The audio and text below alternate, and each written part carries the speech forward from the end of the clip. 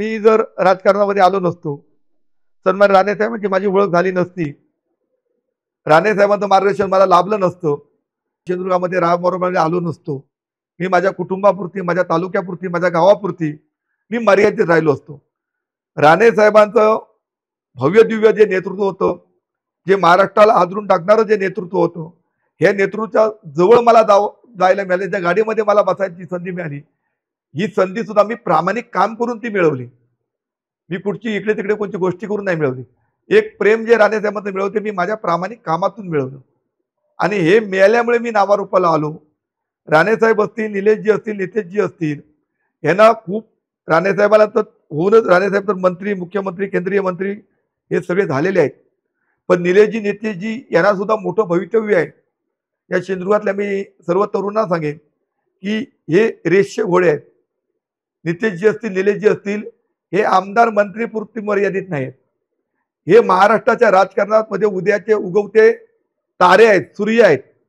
त्यामुळे यांच्या या युवकांच्या नेतृत्वाखाली जर तुम्ही एक संघ जाऊन जर तुम्ही काम केलं तर तुमचं सुद्धा भवितव्य तुम्हाला घडल्याशिवाय राहणार नाही. तुम्ही सुद्धा नावारूपाला आल्याशिवाय राहणार नाही. परंतु त्यांची संगत किंवा त्यांच्या नेतृत्वाखाली तुम्ही प्रवेश करत असताना प्रामाणिक काम करणं, दिलेली जबाबदारी प्रामाणिक निभावणं, ह्या एकाच नुसतं हेतूने त्यांच्या नेतृत्वात तुम्ही काम करत जर राहिला तर 100% तुम्ही सुद्धा माझ्याही पेक्षा किंवा आमच्याही पेक्षा मोठे या जिल्ह्यामध्ये नावारूपाला आल्याशिवाय राहणार नाही, अशी माझी स्वतःची भावना आहे. आणि माझं स्वतःचं शेवटचं मत तुला मी सांगतो की माझं भविष्यात जे काय पुढचं आयुष्य आहे, राणेसाहेब असतील, निलेशजी असतील आणि नितेशजी असतील, भविष्यात मी जोपर्यंत आहे तोपर्यंत निलेशजी या मतदारसंघात सातत्याने पुढची 25 वर्ष तर तेही पुढे, मी त्याच्या 25 वर्षा पुढे मी काय माझं तेवढं वय नसेल, पण मी सांगतो सातत्याने हे पेक्षा मोठ्या मताधिक्याने या कुडाळ मालवणमध्ये निलेशजी राणे त्या समोर कोण उभा राहणार नाही अशा प्रकारचं आम्ही सर्वजण सगळीच मंडळी यापुढे आम्ही काम करणार आहोत. निलेशजी साहेबांना आम्ही आज 2024ला जे आमदार बनवलेले आहोत ते भविष्यात कायम या 25 वर्ष असतील, त्याच्या पुढची वर्ष असतील, या मताचं नेतृत्व हे निलेशजीच करतील. आणि याच्यासाठी आमची सर्वच मंडळी, मी असेल, माझे सगळे मित्रमंडळीचे माझे कार्यकर्ते असतील, आम्ही यापुढे एक संघ प्रत्येक गावामध्ये जाऊन, वाडीमध्ये जाऊन राणेसाहेबांचे विचार, पक्षाचे विचार पोचवून आम्ही कार्यरत राहणार आहोत. जवळजवळ 1987 ते 88 मध्ये मी राजकारण म्हणता येणार नाही, पण समाजकारण म्हणा किंवा राजकारण म्हणा तेवढी होत नव्हती. मी शिवसेनेमध्ये शिवसैनिक म्हणून सक्रिय झालो.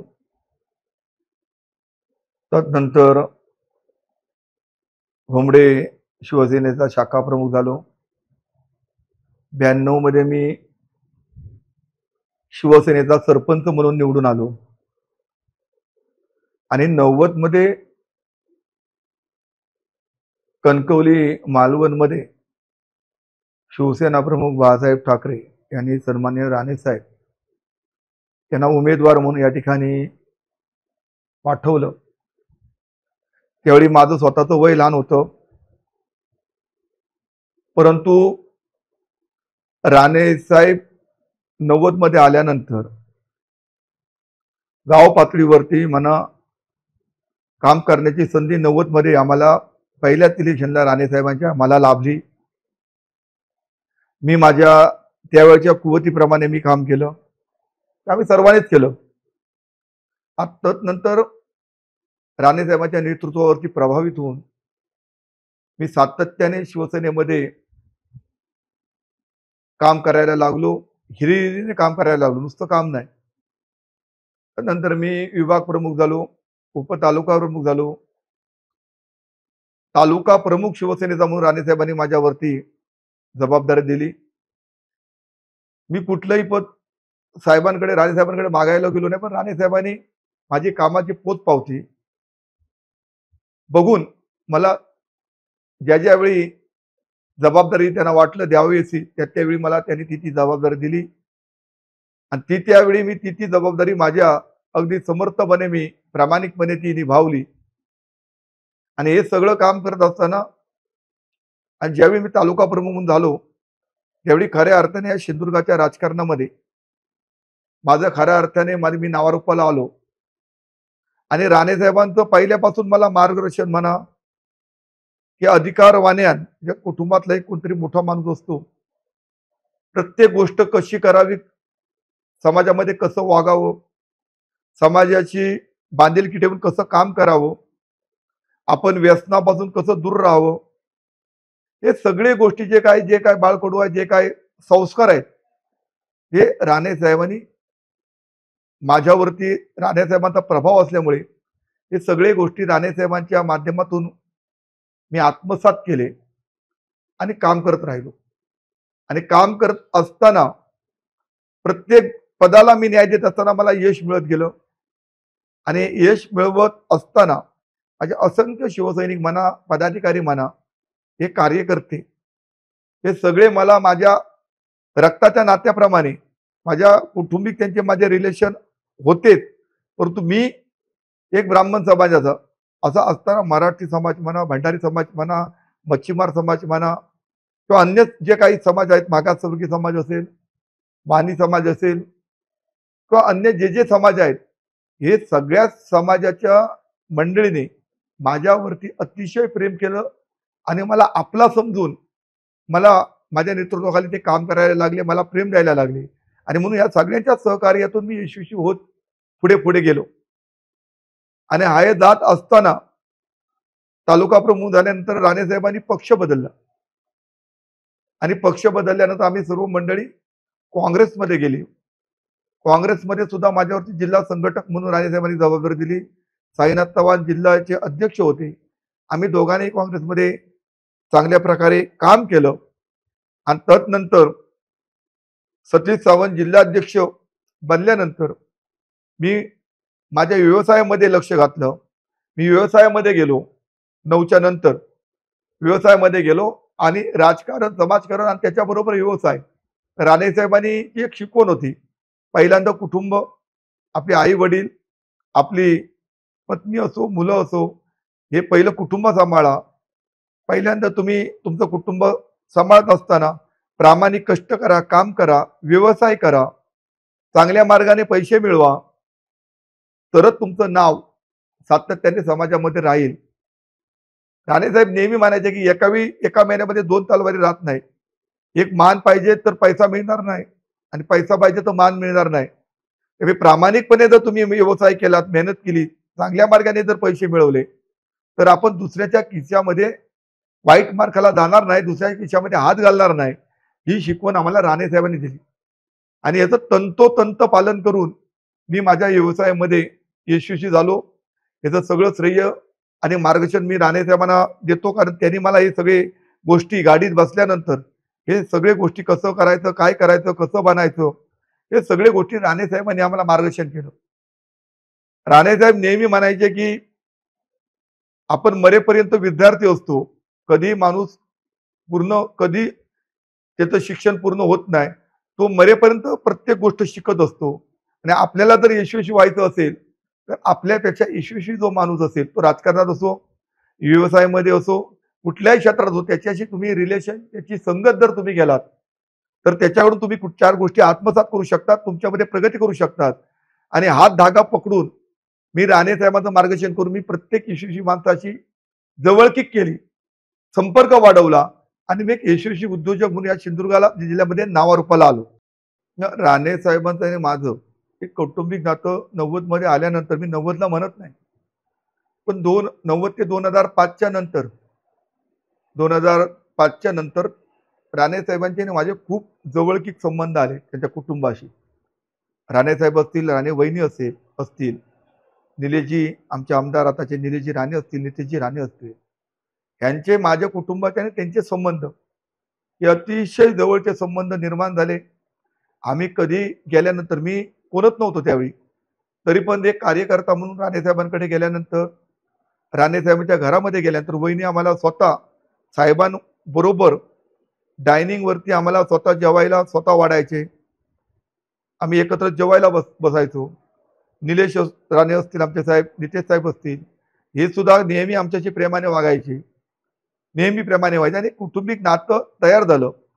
आणि तयार झाल्यानंतर मी आणि माझ्या कुटुंबाने मी एकच ठरवलं की ह्या जन्मात तरी राजकीय, काही लोक राजकीय महत्वाकांक्षा, एखादं नाव आपलं झालं, आपण नावारूपाला आलो, ते कोणामुळे आलो हे विसरतात, कोणामुळे आपण इथपर्यंत पोहोचलो हे विसरतात आणि एक धुंद त्यांच्या डोक्यामध्ये चढते आणि ते आपणच कोणतरी आहोत अशा भावनेतून ते कुठच्या पक्षांतर करतात, कुठे इलेक्शन लढवायला जातात, अन्य काही करतात. परंतु मी पहिल्यापासून एक गोष्ट ठरवली की मला राणे साहेबांच्या कुटुंबिक माझं राजकारणापेक्षा कुटुंबिक जे माझं नातं आहे त्यांचं आणि माझं, हे नातं मी ह्या जन्मात मी ठरवून ठेवलं की हे नात्याला तडा कुठेही माझ्याकडून किंवा राणे साहेबांकडून जाणार नाही, ह्याची दक्षता मी नेहमी घेतो. त्यामुळे राणे साहेब ना ज्या ठिकाणी राणे साहेबांना समाधान वाटतं, राणे साहेबांना मी काही देऊ शकत नाही, राणे साहेब खूप मोठे आहेत, का राणे साहेबच सर्वांना देतात. त्यामुळे राणे साहेबांना देण्याएवढा मी मोठा कोण नाही. पण निलेशजी राणे असतील नितेशजी राणे असतील, यांच्या पाठीशी एक कार्यकर्ता म्हणून खंबीर उभं राहणं, त्यांना माझ्याकडून जी काय माझ्या परीने जी काय मदत व्हावी, करायला मिळेल, जी करता येईल, याचे ती मी प्रामाणिकपणे करतो आणि याही पुढे मी ती करत राहणार. आणि ही सगळी करत असताना जो आनंद मिळतो तो आनंद कुठल्याही पदात नाही. आणि राणेसाहेब कधी कुठलीही गोष्ट असली तर अधिकारपणे मला सांगतात, अरे दत्ता असं आहे, हे तू बघ जरा, हे तू केलं पाहिजे. कारण राणेसाहेबांचा माझ्यावरती विश्वास असल्यामुळे त्या अधिकारात राणेसाहेब मला सांगतात आणि त्या सांगण्यामध्ये खूप प्रेम असतं. आणि त्यावेळी राणेसाहेबांनी जी जबाबदारी दिली आणि ती जबाबदारी पार पाडल्यानंतर आणि यश मिळाल्यानंतर जो आनंद असतो तो कुठल्याही पदापेक्षा तो आनंद माझ्यासाठी मोठा असतो, अशी माझी भावना आहे. मी ज्यावेळी राणेसाहेबांचा पराभव झाला तेव्हा मी पदार नव्हतो. पराभव झाल्यानंतर राणेसाहेबांनी मला बोलावून सांगितलं की काँग्रेसचं तू जिल्हाध्यक्षपद तू घे, मी तुझं नाव दिलंय अशोक चव्हाणकडे. आणि त्यावेळी मी राणेसाहेबांना सांगितलं की मी आता व्यवसाय करतोय, तरी पण राणेसाहेबांनी सांगितलं नाही तू हे पद घे. मी ते पद स्वीकारल्यानंतर पहिल्यांदाच पुढे नगरपंचायतची जी जबाबदारी माझ्यावरती आली, ती मी त्या ठिकाणी मी यशस्वी ठरलो माझ्या सर्व कार्यकर्त्यांच्या बळावरती आणि साहेबांच्या आशीर्वादाने त्या ठिकाणी मी यशस्वी ठरलो. तदनंतर सिंधुदुर्ग जिल्हा परिषद पंचायत समिती निवडणूक आली, त्याही ठिकाणी आम्ही जिल्हा परिषद पंचायत समिती जिंकल्या आणि ही सत्ता आम्ही जिल्ह्यामधली घेतली. आणि ही घेतल्यानंतर राणेसाहेबांनी स्वाभिमान पक्ष स्थापन केला, त्याची जबाबदारी अध्यक्ष म्हणून माझ्यावरती आली. ती मी समर्थपणे मी ती जबाबदारी स्वीकारली. त्यानंतर 18 ग्रामपंचायत आली, ती आम्ही स्वबळावरती महायुती तिकडे असताना सत्तेत असताना आम्ही मोठ्या संख्येने जवळजवळ 13 पैकी 12 सीट जिंकून आम्ही मोठा विजय त्या ठिकाणी संपादन केला. तदनंतर राणेसाहेब बीजेपी मध्ये गेले आणि बीजेपी मध्ये गेल्यानंतर एक मोठ्या पक्षामध्ये राणेसाहेब गेल्यानंतर मला एक समाधान वाटलं की राणेसाहेब आता भाजपमध्ये गेल्यानंतर मी त्या ठिकाणी थांबायचं ठरवलं. आता नंतर मी एक राणेसाहेबांचा एक जी जबाबदारी देतील एक कार्यकर्ता म्हणून एक व्यवसाय, सामाजिक कार्यकर्ता, आध्यात्मिक क्षेत्रात काम, आरोग्य क्षेत्रामध्ये काम, क्रीडा क्षेत्रामध्ये काम, शैक्षणिक क्षेत्रामध्ये काम, जे काय माझ्या पद्धतीने जमेल ती कामं मी लोकांच्या अडीअडचणी असतील हे मी सोडवण्याचा सातत्याने एक समाज कार्यकर्ता ते राणेसाहेबांनी मला जे बाळकडू दिलं त्या माध्यमातून ज्या संस्कार दिले त्या माध्यमातून मी सोडवण्याचा प्रयत्न करत राहिलो आणि समाधानी होतो मी आणि करत राहिलो. तदनंतर 2019 मध्ये मी कुठल्याही इलेक्शनचा फॉर्म मी स्वतःहून भरायला तयार नव्हतो. राणेसाहेबांचा मला फोन आला की तुला उद्या फॉर्म भरायचा आहे. माझी कुठलीही कागदपत्राची पूर्तता नव्हती, तयारी नव्हती. मी साहेबांना सांगितलं की असं नाही, तरी साहेब बोलले नाही तुला भरायचं आहे. त्यामुळे मी ते 2019 मध्ये जेव्हा मी फॉर्म भरला, मला माहिती होतं माझा फॉर्म रद्द होणार, कारण माझी पूर्तताच नव्हती, मी त्या स्पर्धेतच नव्हतो. परंतु राणेसाहेबांचा आदेश म्हणून मी तो फॉर्म भरला, पण तू डमी फॉर्म मी रणजित देसाईंना भरायला सांगितला, पण तू भर काय माझा फॉर्म रद्द होणार आहे. आणि तो रणजित देसाईंना पण मीच भरायला सांगितला. राणेसाहेबांचा आदेश मोडायचा नाही म्हणून तुम्ही फॉर्म भरला, नाही तर मी तोही फॉर्म भरला नसता. आणि त्या फॉर्म भरताना लोकांनी जी माझ्यावरती जो प्रेम दाखवून त्या फॉर्म भरताना जी लोक आली त्यांचे मी आजही उपकार विसरू शकत नाही. आणि त्या बांधिलकीतून याही पुढे मी जी जनता लोक आली त्यांचं काम मी मरेपर्यंत माझ्याने जमेल ते मी राणेसाहेब असतील, निलेशजी राणे असतील, नितेशजी राणे साहेब असतील, यांच्या माध्यमातून भविष्यात मी ते करत राहणार असं माझं प्रामाणिक मत आहे. राजकारणामध्ये माझे स्वतःचे असे विरोधक, वैयक्तिक विरोधक असे मी कोण आहेत असे समजत नाही. कारण मी कोणता स्पर्धक नाही, मला कोण व्हायचं नाही किंवा कुठल्याही मी अन्य सुद्धा गोष्टीमध्ये मी कोणता स्पर्धक नाही. परंतु मला माहित नाही की काही मंडळी माझ्या विरोधात, काही मंडळी की माझे हितचिंतक असतील, सातत्याने चुकीचं काम किंवा माझं कुठेतरी, मला कुठेतरी माझं खच्चीकरण व्हावं याच्यासाठी काही हातार मोजणारी मंडळी कार्यरत होती. आणि ही सगळी मंडळी निलेशजी राणेंना सांगायची की दत्ता सामंत हे उभे राहणार आहेत, दत्ता सामंत बांधणी करतायत, दत्ता सामंत स्वतः उद्याची इलेक्शन लढवणार आहेत आणि निलेश राणे आणि माझ्यामध्ये अंतर वाढवायचं का मी काही मंडळी आपल्या स्वार्थासाठी करतो, असं माझं प्रामाणिक म्हणणं आहे. आणि निलेश जी राणे साहेबांना सुद्धा वाईट कशासाठी वाटायचं की निलेश साहेब स्वतः माझ्याजवळ 4 वर्षापूर्वी स्वतः माझ्याजवळ निलेश साहेब माझ्या घरी आले होते. त्यांनी मला अगदी मोठ्या भावाच्या नात्याने मला त्यांनी सांगितलं की साहेब, तुम्हाला इलेक्शन जर लढवायचं असेल 2024चं तर तुम्ही आनंदाने लढवा, मी तुमच्या पाठीशी खंबीरपणे मी उभा राहीन, असं ते मला स्वतः सांगायला आले. माझ्या घरी आले आणि त्यांनी कुठलीही अशी अपेक्षा केली नाही की मी लढणार आहे, मी लढणार आहे अशी त्यांनी कुठली अपेक्षा केली नव्हती. ते मला 2024ला तुम्ही उमेदवार राहा म्हणून सांगायला आले होते. पण अन्य कोण जर असेल साहेब तर बघा, तुम्ही खूप काम केलंय, आमच्यासाठी केलंय, त्यामुळे तुम्ही उभे राहावे असं माझी प्रामाणिक इच्छा आहे आणि मी तुम्हाला सर्वोपरी मदत करेन. यावेळी मी त्यांना शब्द दिला होता की निलेश साहेबांना की तुम्ही जरी इथे उभे राहत नसाल असं म्हणत असाल तरी माझी स्वतःची भावना, इच्छा आहे की राणे साहेबांचा ज्या ठिकाणी पराभव झालेला होता आणि त्या पराभवाची परतफेड जर कोणा करायची असेल तर राणे फॅमिलीतलाच किंवा तुम्ही त्या ठिकाणी उभं राहून त्या उमेदवाराचा जर पराभव आपण जर केला तर ते अतिशय त्याचा आनंद मला स्वतःला वाटेल की आम्हा सर्व कार्यकर्त्यांना वाटेल. म्हणून मी उभा राहणार नाही, तुम्ही या ठिकाणी 2024ला उमेदवार म्हणून उभे राहा, तुम्ही कामाला लागा, मी तुम्हाला शब्द देतो, लक्षात घ्या.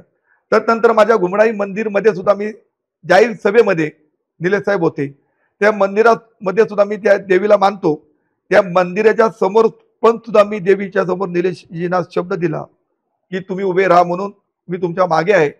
तदनंतर गेल्या वर्षी माझा वाढदिवस झाला, त्या वाढदिवसाला मी सुद्धा जाहीर सांगितलं की जर निलेश साहेब उद्या उमेदवार राहतील आणि निलेश साहेब जर निवडून जर नाही आले तर मी माझ्या आयुष्यात कधी वाढदिवस साजरा करणार नाही, अशी मी जाहीर राणे साहेबांच्या समोर, सगळ्यांच्या समोर सांगितलं होतं. एवढं सांगून सुद्धा काही मंडळी सातत्याने दत्ता सामंतांनी कंपनी काढली आहे, दत्ता सामंत टेंडर घेत नाही, दत्ता सामंत स्वतःचा ग्रुप बांधतायत, दत्ता सामंत मानगावपर्यंत जाऊन स्वतःची कामं करतायत, स्वतःची संघटना वापरतायत, स्वतः ते उभेच राहत आहेत, अशी काही स्वार्थी मंडळी निलेश साहेबांना सातत्याने सांगत होती.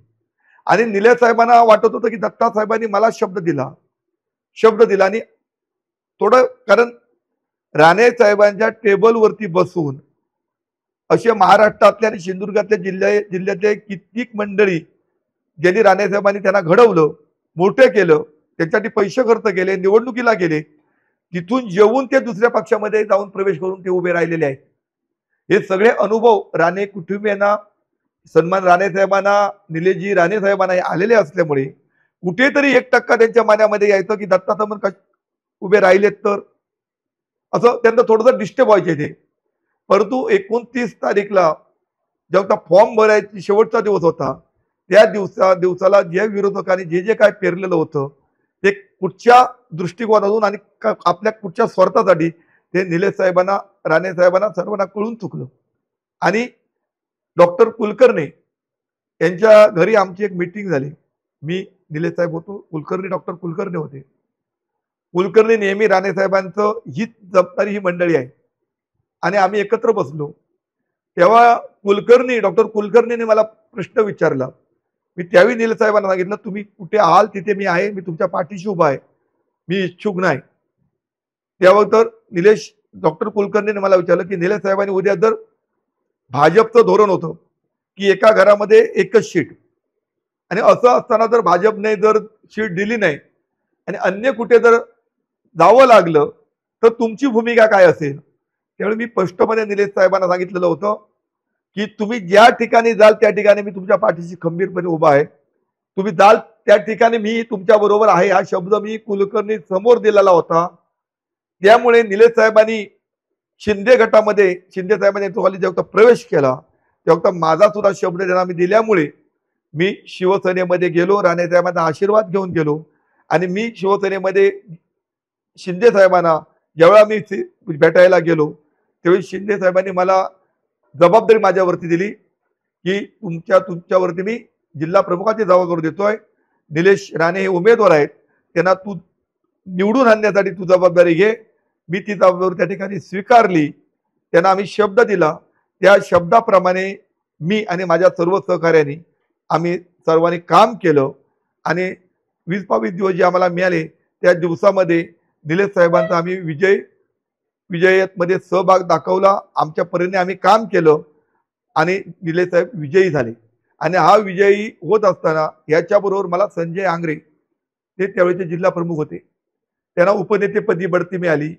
त्यांनी पण मला या 20-22-25 दिवसामध्ये कुठलंही मला असं दुजाभाव न देता आम्ही एकत्र एक दिलाने उपनेते ते आणि मी जिल्हा प्रमुख आम्ही दोघांनी एक दिलाने आम्ही काम केलं आणि 22 तारीखला 23 तारीखला जो रिझल्ट लागला त्या रिझल्टमध्ये निलेशजी राणे कुडाळ मालवण मधून निवडून आले.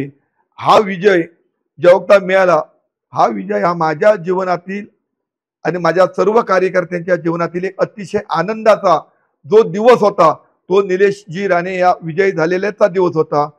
असा दिवस पुन्हा आमच्या जीवनात येणे नाही असं मला वाटतं आणि याचं खूप समाधान आज आम्हाला वाटतं की माझी भावना आहे. मी एकटं कधी लढलो नाही. मी ज्यावेळी पक्षामध्ये किंवा राजकारणामध्ये किंवा कुठल्याही भागामध्ये होता मी काम करायला जातो तेव्हा मला एक पहिलं आधी एक लेबल जे असतं ते मी राणे साहेबांच्या घरातला माणूस आहे. सन्मान्य राणे साहेबांचं माझ्यावरती अतिशय प्रेम आहे. राणे साहेब माझा कुठलाही शब्द मोडत नाही.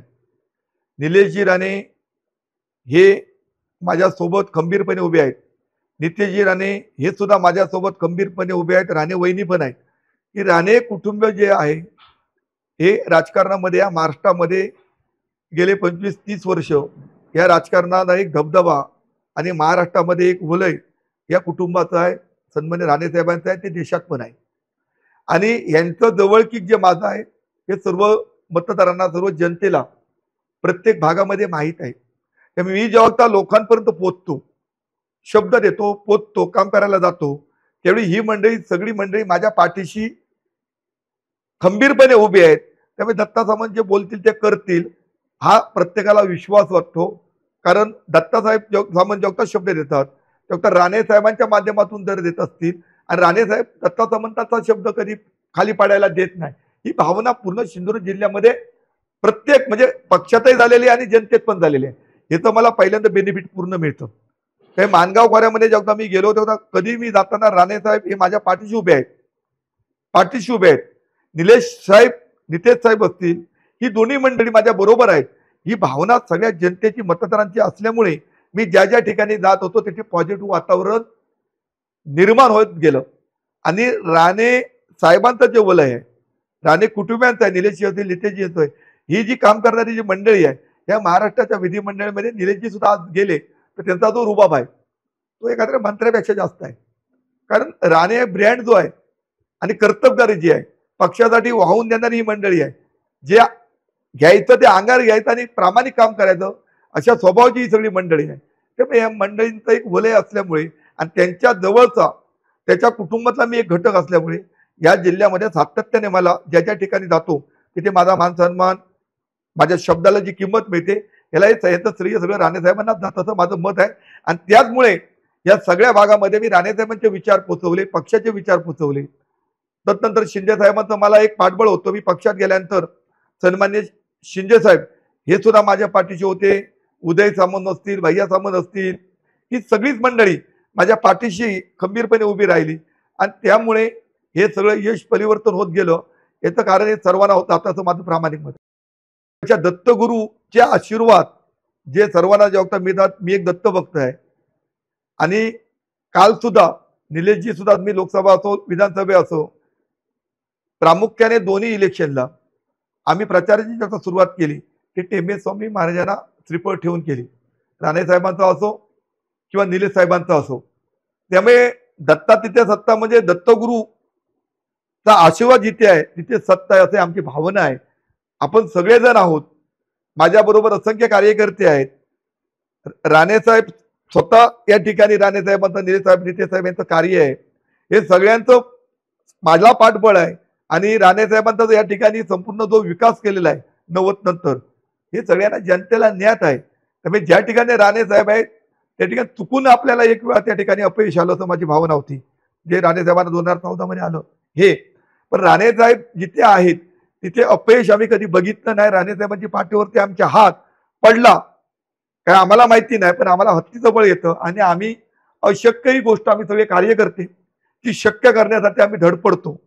आणि आज मला खऱ्या अर्थानेच आम्हाला समाधान आहे की पुन्हा एकदा सिंधुदुर्ग जिल्ह्यावरती राणे साहेबांचं वर्चस्व सिद्ध झालंय. राणे पर्व पुन्हा एकदा कोण नाकारू शकत नाही.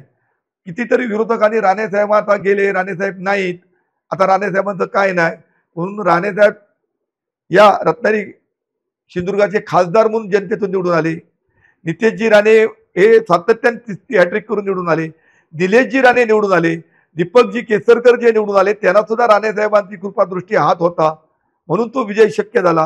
म्हणजे पुन्हा एकदा या सिंधुदुर्ग रत्नागिरीवरती राणे साहेबांचं वर्चस्व जनतेने निर्माण केलं. हा सगळ्यात आम्हाला सगळ्या कार्यकर्त्यांना सगळ्यात मोठा जो आनंद आहे तो पुन्हा एकदा राणे साहेबांचं जे काही माणसं होती, जी काही माणसं निंदा करायची, त्यांच्यावरती टीका करायची, यांना परमेश्वराने चोख उत्तर दिला आणि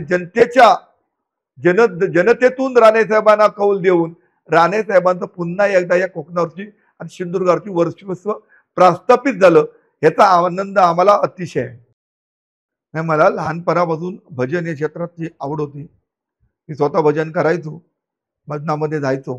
जेव्हा मला समजायला लागलं त्यापासून भजनाबरोबर मला दशावताराची पण आवड होती. बरीचशी नाटकं मी लहान वयात मी स्वतः आम्ही जमिनीवरती बसून ही दशावतार नाटकं गावागावातली आम्ही पाहिली. आणि या कलेबद्दल आणि आध्यात्मिक तर माझ्या स्वतःच्या घरातच दत्तगुरूंचं मंदिर आहे. त्यामुळे आम्ही सगळीच आमची तिसरी पिढी आम्ही दत्तगुरूंची पूजा, गुरुचरित्र वाचल्याशिवाय घरातून बाहेर पडत नाही. ती एक शिकवण होती. आणि हे सगळं आध्यात्मिक असो, भजन असो, दशावतार असो, सांस्कृतिक असो, क्रीडा असो, या क्षेत्रामध्ये मला स्वतःला आवड असल्यामुळे या क्षेत्रामध्ये राजकारण करत असताना या क्षेत्राची सुद्धा जी आवड होती आमची कधी कमी झाली नाही. त्यामुळे या काम करत असताना या क्षेत्रामध्ये सुद्धा मला जेवढं जमेल तेवढं आम्ही काम करत मी राहिलो. आणि हे काम करत असताना खरा आनंद मिळतो की दशावतार सुद्धा आज जे दशावतारातील कलाकार असतील, भजनातील जे कलाकार असतील, ही जी सांस्कृतिक मंडळी जी आहे ही अतिशय माझ्यावरती जीवापाड प्रेम करतात. आणि आजही मी कुठले दशावतार असो किंवा कुठले भजन असो नुसतं सांगून पैसे देऊन जात नाही, तर मी त्यांची कला 3-4 तास समोर बसून ती पाहतो आजही वेळ मिळाला तर. कारण कलाकाराला तिची कला पाहणं हे भूषण असतं, पैसे हे त्यांचं भूषण नसतं. त्यांना आपली कला आमच्यासारख्या सगळ्या लोकांनी पाहावी, त्याला प्रोत्साहन द्यावं ही भावना प्रत्येक कलाकारामध्ये असते. आणि ती आजही आम्ही त्या ठिकाणी बसून त्यांची 100% नाटक संपेपर्यंत किंवा भजन संपेपर्यंत आम्ही बसून ही कला आजही मी पाहतो. आणि ही पाहत असताना अतिशय आनंद मिळतो. आणि आवड असल्यामुळे मी या क्षेत्रामध्ये आहे. आणि शिवसेनेची एक शिकवणच होती 80% समाजकारण आणि 20% राजकारण. राणेसाहेब हे शिवसेनेचं बाळासाहेबांच्या विचाराशी महाराष्ट्रामध्ये म्हणजे बाळकडू जे काय जवळून जे पिलेलं असेल किंवा आत्मसात केलेलं असेल बाळासाहेबांचे विचार, हे राणेसाहेबांनी एवढे कोणी गेले नसतील. आणि तेच विचार राणेसाहेबांकडून आम्ही घेतले. त्यामुळे राणेसाहेबांचेच हे सगळे जे गुण आम्हाला दिले याच्यात सगळे गुण येतात. आणि त्याप्रमाणे मी या क्षेत्रामध्ये कायम कार्यरत राहिलो आणि याही पुढे मी या क्षेत्रात कार्यरत राहणार आहे. नाही, करोनाचा जेव्हा महामारी आली तेव्हा मी विचार केला की पहिल्यांदा महिना 1.5 महिना आम्ही सुद्धा क्वारंटाईन केलं, घाबरायचो. पण तत्नंतर जेव्हा आमच्या गावातच सुरुवात झाली, गावात जेव्हा सुरुवात झाली की काही लोक घाबरून जात नव्हते, त्यावेळी पहिल्यांदा गावात कॅम्प लावायचं ठरवलं की आता आपल्याला बाहेर पडलं पाहिजे. का नाहीतर आपली माणसं नाक जातील. आणि मी जवळजवळ 40-45 लोकांना माझे 3 इनोव्हा गाडीमधून मी स्वतः लाईफ टाईम हॉस्पिटलमध्ये होता RT-PCR ची सोय होती उपलब्ध. त्या ठिकाणी मी पाठवलं कारण 3-4-5 माणसांना त्या 5-6 माणसांना ताप वगैरे येत होता आणि ते घाबरत होती. म्हणून मी 2-3 वाडीची सगळ्या लोकांना मंदिराजवळ बोलून त्यांना RT-PCR करून घेतलं. त्याच्या जवळजवळ 27 लोक पॉझिटिव्ह आली. ही मला त्यावेळी समजली. त्यावेळी मी त्यांना प्राथमिक इलाज त्यांना घरीच ठेवून जे काही गोष्टी करायचे ते डॉक्टर रेडकर असतील, डॉक्टर मिलिंद कुलकर्णी असतील किंवा अन्य काही माझे मंडळी डॉक्टर असतील, या डॉक्टरांशी संपर्क करून त्यांना घरीच ठेवून काय करता येईल प्राथमिक त्यांना जे सुरुवात होती ती मी करायला सुरुवात केली आणि त्याचे मला यश आलं. ते यश आल्यानंतर मला वाटलं की आता आपण जर बाहेर पडलो तर आपण प्रत्येक गावागावात जर कॅम्प घेतले आणि लोकांना आपण धीर दिला तर 100% आपल्याला लोक आपली वाचतील आणि त्याप्रमाणे मी कॅम्प घ्यायला सुरुवात केली. माझ्याबरोबर असंख्य कार्यकर्ते माझे गाडी चालवायला, इनोवा चालवायला, RT-PCR करायचं, ऍडमिट करायचं, ते स्वतः मला विनामूल्य कुठलाही पगार न घेता माझ्याबरोबर सहभागी झाले. पॉलिटिकलचं सुद्धा मी जे सेंटर होतं मी मॅक्झिमम मी चालवलं. ऑक्सिजन सिलेंडर असो, कॉन्स्टेबल 5 लिटरचे जवळजवळ मी 6 मशीन घेतले होते. 10 लिटरचे मी 5 मशीन घेतले होते कॉन्स्टेबल मशीन. सिलेंडर असो, जम्बो सिलेंडर, हे सगळे जिथे जे लागतील तिथे मी गव्हर्नमेंटला याला पुरवायला मी सुरुवात केली. प्राथमिक जी औषधं जी लागतील ते डॉक्टर मिलिंद कुलकर्णींच्या माध्यमातून मुंबई, पुणे या ठिकाणाहून होलसेल रेटने मी ती उपलब्ध मला त्यांनी करून दिली. त्याच्यानंतर जलनिधीचं जे पात्र आलं ते जलनिधीचं मी त्यावेळी पात्रे 5,000ची मी क्वांटिटी घेतली आणि लोकांना मी बऱ्याचशा नाकातून पाणी काढायचो तेही त्या ठिकाणी मी प्रबोधन केलं, ते शिकवलं वाटप करून. त्यानंतर मिथिलीन ब्लूची जी बॉटल आली ठेम टाकायची ती सुद्धा आम्ही जवळजवळ 5,000 बॉटलचे वाटप करून त्यानं ते आलं. आणि यानंतर हे काम करत असताना नंतर आम्हाला भीती अशी वाटलीच नाही आणि आम्ही सगळी मंडळी मी जवळजवळ दिवसातून 2 ते 3 वेळा पॉलिटेक्निकल कोर या हॉस्पिटलमध्ये मी मास्क लावून डायरेक्ट जात होतो. परंतु 2-2.5 वर्ष या कालखंड 2 वर्षापासून गेला. परंतु शेवट मला झालो की माहित नाही, पण मी कोरोना पॉझिटिव्ह झालो नाही, मला काय माहित नाही होऊन गेलो असेल की नाही, पण मला उपचार करायची वेळ आली नाही. मी या परिस्थितीने मला काय झालं नाही की माझे जे ड्रायव्हर होते इनोवा तिन्ही चालवत होते, पेशंट घेत जात होते, तेही झाले नाही. ही परमेश्वराची कृपा असेल. माझ्याबरोबरचे जे सहकारी होते तेही झाले नाही. म्हणजे एक परमेश्वराने आम्हाला कदाचित आशीर्वाद असतील. ही समाज कार्य आम्ही मोठ्या प्रमाणात केलं आणि हे कार्य करत असताना सुद्धा मला राणेसाहेब असतील, निलेशजी असतील, नितेशजी असतील यांचं पाठबळ होतं, आशीर्वाद होता, त्यांची मदत होती. या दृष्टिकोनातून आम्ही ते काम केलं. मी राणेसाहेबांचे जे विचार होते नेहमी आम्ही गाडीत बसल्यानंतर राणेसाहेब जेव्हा आम्ही गाडीत बसायचो जी काय मंडळी त्यांना नेहमी सांगायचे राणेसाहेब गाडीत बसल्यानंतर कधी राजकारण किंवा विरोधकांवरती किंवा विरोधकांचा विषय कधीच राणेसाहेबांनी मला तर माहित नाही की गाडीत घेतात ते किंवा घरी घेतात. ते सभेला आले, माईक आला, काय जे काय असेल ते राजकीय बोलायचं. सभा संपल्यानंतर त्यांनी कधीही माझ्या ज्या दिवसापासून माझा संपर्क आला त्या वेळेपासून आतापर्यंत गेल्या 20-25 वर्षात कधीही राणेसाहेबांनी कधी कोणावरती टीका किंवा प्लॅनिंग कोणाचं काय करायचं हे कधी ठरवलं नाही. ते नेहमी आम्हा कार्यकर्त्यांना सांगायचे की पहिलं कुटुंब बघा, व्यवसाय करा, कुटुंबाला वेळ द्या, चांगल्या मार्गाने पैसे मिळवा, व्यवसाय करा, चांगल्या मार्गाने पैसे मिळवा, व्यवसाय करा, चांगले उद्योजक बना आणि याच्यासाठी काय मदत जर लागली तर ती मला सांगा, मी तुम्हाला मदत करेन. चांगल्या लोकांची संगत करा, चांगल्या लोकांमध्ये वावरा.